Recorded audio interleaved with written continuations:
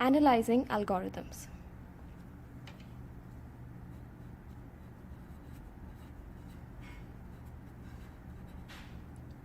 An algorithm is a set of steps required to solve a particular problem.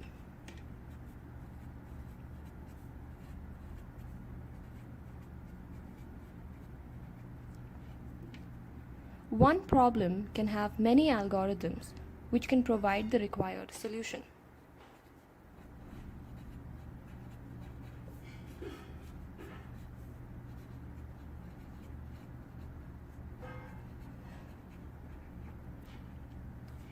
In such a case, we need to have a method of finding the best algorithm which can solve the problem. So we need to compare algorithms on the basis of time.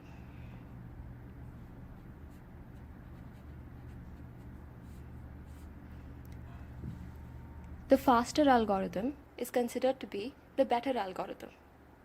In other words, the algorithm which takes the least amount of time is considered to be the best algorithm. Now, an algorithm takes an input and produces an output. The time with which it does so is largely dependent on the input. Let me explain this with an example. So let us consider a very simple search function.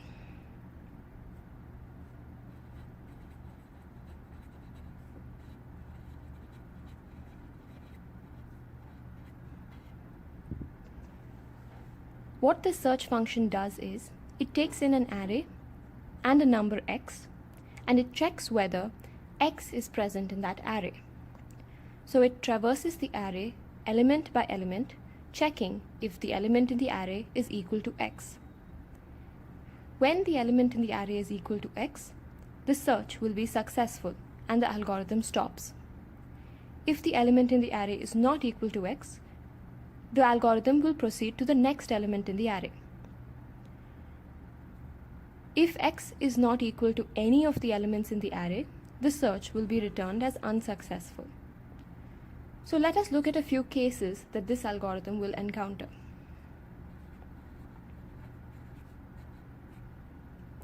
The first case is when x is the first element.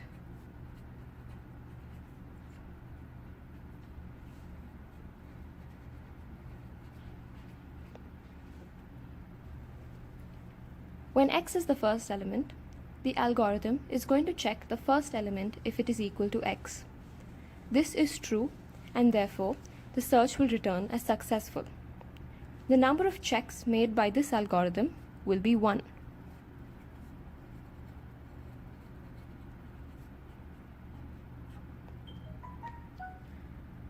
Let's look at another case that this algorithm could face.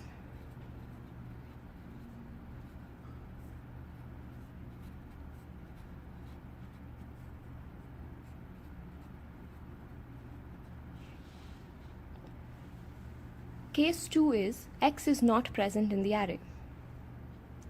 So in this case, the algorithm would have traversed through every element in the array, checking whether those elements are equal to x. None of the elements are equal to x, and so the search will be returned as unsuccessful.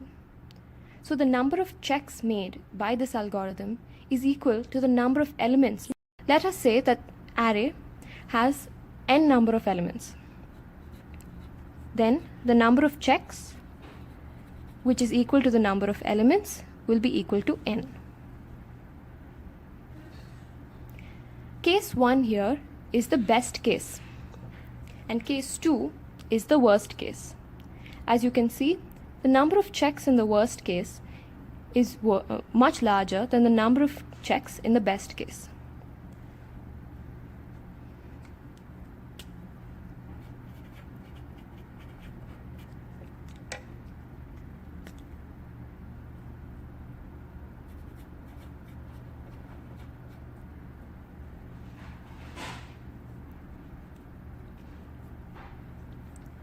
When analyzing algorithms and comparing them on the basis of time, we are concerned with the worst case. This is because the worst case is dependent on the size of the input given to the algorithm.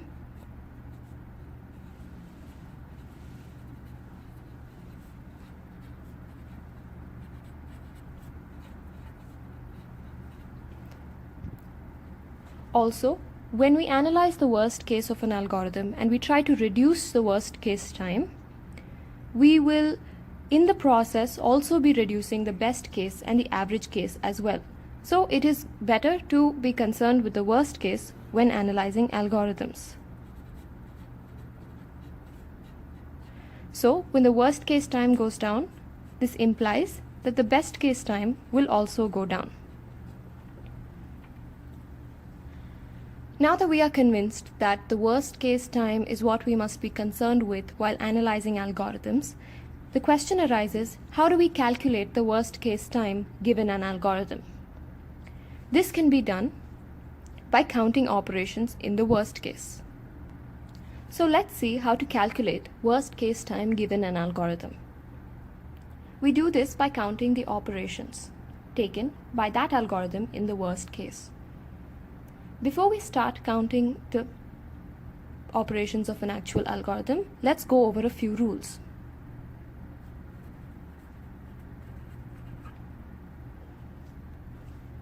The rule is that primitive operations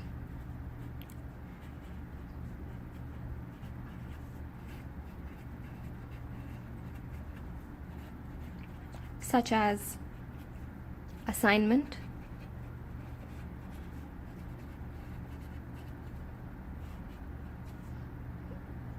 any kind of calculations,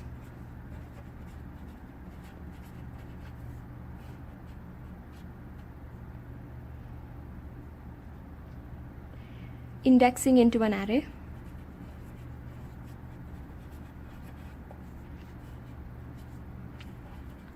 and calling and/or returning from a function, all these, which are called primitive operations, these take unit time.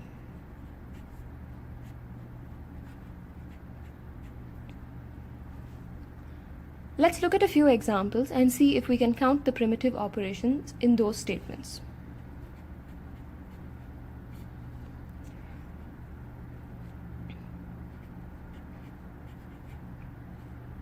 The first statement is I equal to 3. This takes 1 unit of time because it performs one assignment operation.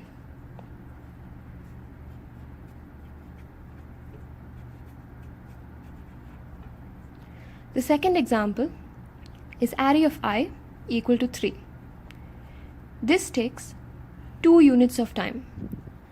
The first unit is for indexing into the array A in position I. The second unit of time is assigning 3 to this element. In this way, we can count the number of operations in an entire algorithm. Let's look at an example of an entire algorithm and see if we can count the number of operations it takes in its worst case. So the example I have taken here is a simple function to sum digits from 1 till n.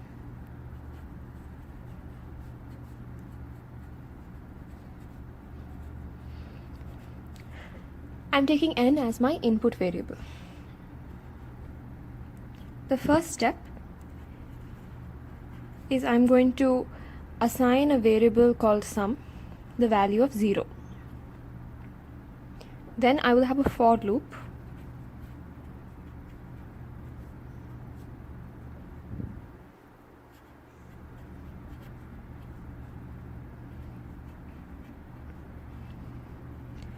which runs from 1 till n, incrementing by 1 each time. Inside the for loop, I will calculate the sum.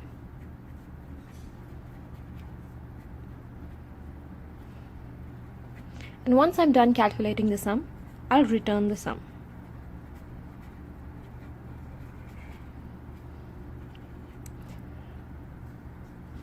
Now that we have the algorithm, let's start to count the number of operations.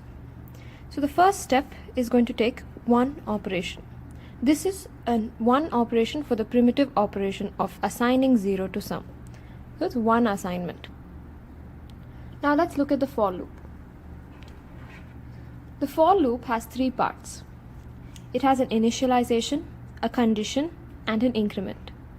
So we're going to break it up and count the number of operations for each of these elements. Let's start with the initialization. I is equal to 1. This occurs at the very beginning of the for loop and only occurs once. The number of primitive operations in the initialization is 1.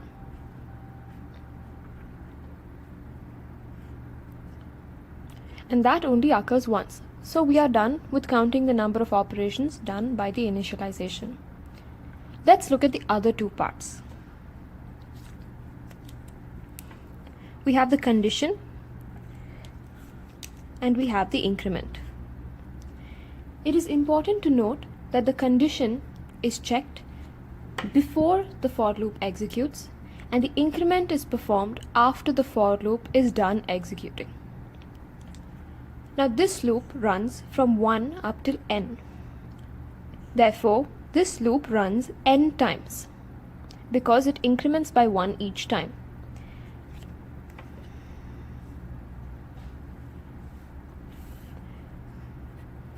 So the number of times this loop executes is equal to n times.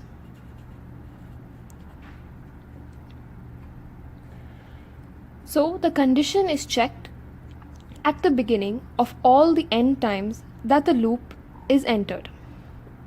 At the n plus 1th time, the condition fails and the access to the loop is restricted. So the condition is checked n plus 1 times. N times when it enters the loop and 1 extra time when the loop access is restricted and the condition fails.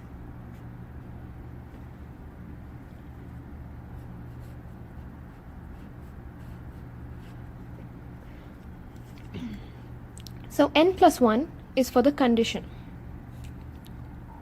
Let's take a look at the increment.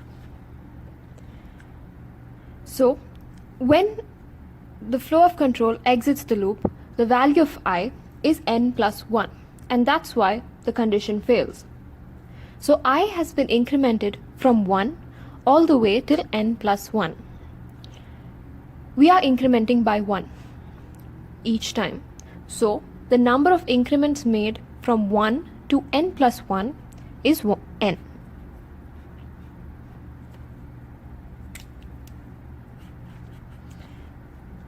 This is for the increment. Let's look at what is inside the loop. We have one statement. This statement on its own will take two primitive operations. One primitive operation to calculate sum plus I and one primitive operation to assign the value of sum plus I back into sum. So this takes 2 units of time. We have already mentioned that the number of times the loop executes is n times. So the number of times this statement will execute will also be n times. So the time taken in this algorithm by this statement is 2 into n. Now we have come out of the loop and we have to return sum. This occurs only once and takes one primitive operation or 1 unit of time. Now that we have counted operations throughout this algorithm, let's add it up and see the total time taken by the algorithm.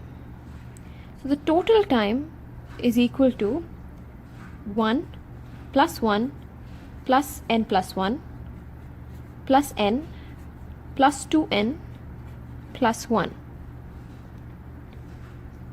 When we take the sum, we arrive at 4n plus 4. This is the total time taken by the algorithm in its worst case. So we can say that time is a function of the input size.